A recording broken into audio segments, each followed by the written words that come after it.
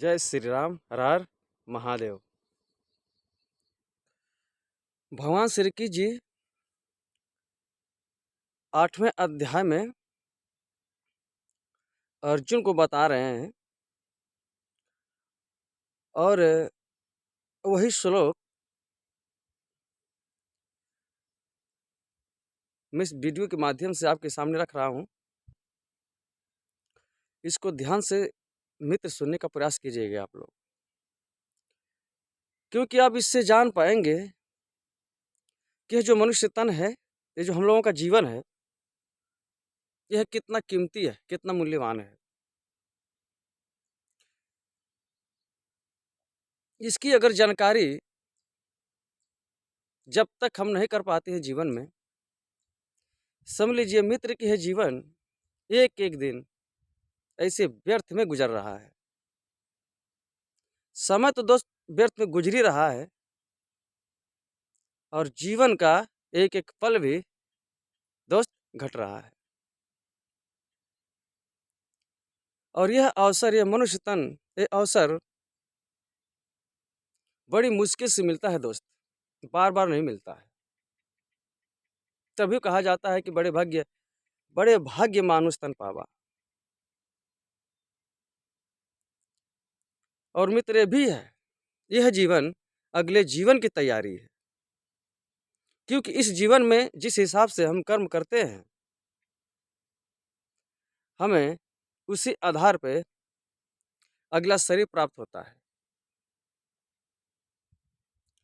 तो श्लोक सुनिए, 8वें अध्याय में भगवान अर्जुन को बता रहे हैं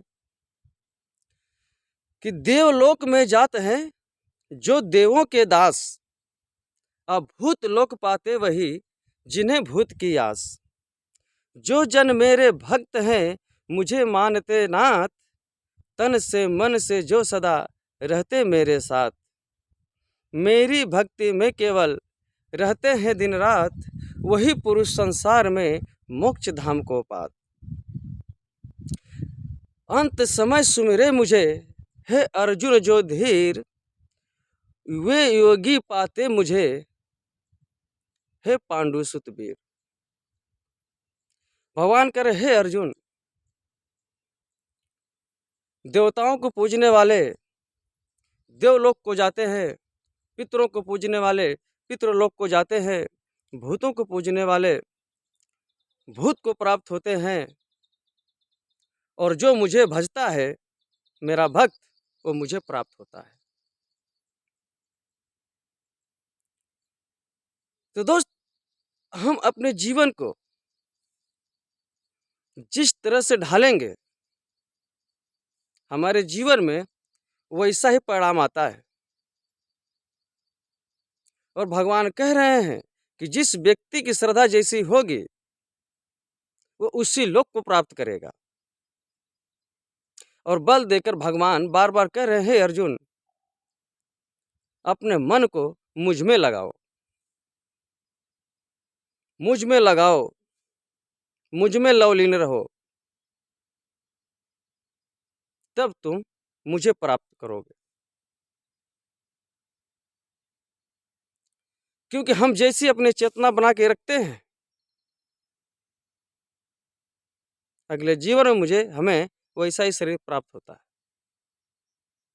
इसलिए जीवन बहुत मूल्यवान है मित्र, ये समय बहुत कीमती है।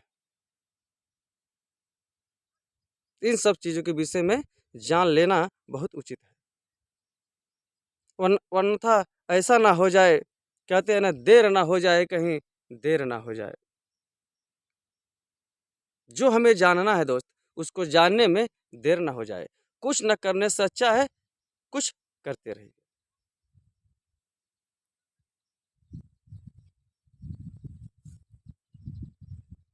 कुछ न करने से अच्छा है कुछ करते रहिए। भगवान कहते हैं,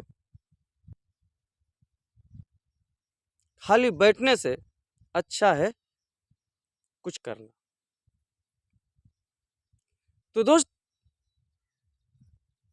अगर कोई व्यक्ति चाहे तो अपने लिए वो समय निकाल सकता है। वो खुद के बारे में जानने का प्रयास कर सकता है। 4 दिन की ज़िंदगी है मित्र, 4 दिन की ज़िंदगी है मित्र। समय बहुत कम है, वक्त बहुत कम है। अपने आप को इस गुजरते वक्त में दोस्त अपने आप को संभालने का प्रयास कीजिए। ये जीवन बहता पानी है दोस्त, ये जीवन बहता पानी है दोस्त, और ये गुजरता जा रहा है और गुजरता चला जाएगा। इसीलिए सारे खेल समाप्त होने से पहले इस खेल को समझ लीजिए मित्र, क्योंकि जीवन लीला समाप्त होने से पहले इस जीवन की लीला को समझ लीजिए, वरना दोस्त अंत में कोई भी वस्तु, कोई भी चीज हमारे मन को, हमारे आत्मा को शांति प्रदान नहीं कर सकती, क्योंकि आत्मा को शांति तभी प्राप्त होगी जब इसे हम ईश्वर के चरणों में लगाएंगे, भगवान में स्थिर करेंगे। कहते हैं ना दोस्त कि राम नाम से तारन तार और पैसे से संसार का काम। पैसा हम जीवन में चाहे जितना ही कमा लें, लेकिन अपने आत्मा को सुखी नहीं कर सकते। उस पैसे से हम इस शरीर के लिए सुख जरूर प्राप्त कर सकते हैं, लेकिन आत्मा के लिए नहीं, क्योंकि आत्मा तभी सुखी होगी जब इसे सत्य का आभास होगा। इसीलिए दोस्त सत्य जानने का प्रयास कीजिए, आत्मा को परमात्मा में लगाने का प्रयास कीजिए, और इस क्षण भंगुर संसार में, और यहाँ कोई कुछ करने नहीं आया है, ये सारे संसार के सुख क्षणिक है, सब नाशवान है, इससे ज़्यादा यहाँ कुछ भी नहीं है। और इसमें आके जिसने अपने आप को बचा लिया, जिसने अपने आत्मा को बचा लिया दोस्त, वही कामयाब व्यक्ति है।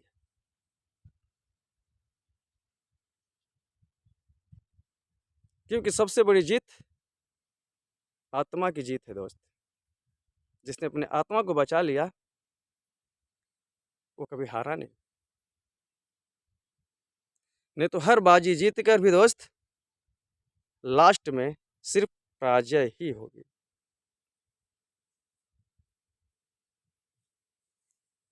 इसीलिए दोस्त तैयारी ऐसी बनाइए कि अंत पराजय से ना, जीत के साथ हो। जीवन बहुत कीमती है, इसको समझने का प्रयास कीजिए। और भगवान कहते हैं